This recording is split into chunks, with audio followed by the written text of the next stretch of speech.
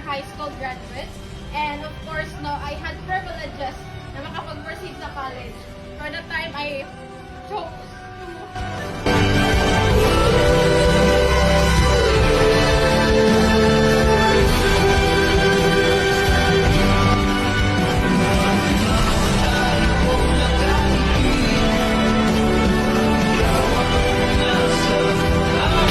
to give up all my scholarship na binigay sa akin.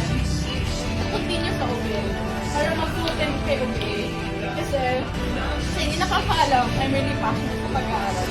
And it was my very malaking decision sa buhay ko. But it was all worth it! Grabe!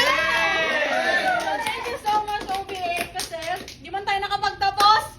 And tapos na yung batchmates ko, but I am so grateful kasi ako naman yung unang anak, unang grandchild, but the first millionaire in our house. First things first, I want to thank our company, AJG, and of course, Doc Ed, Doc Connie, together with the management, of course, Coach Albert Jasma, palakpakan naman natin.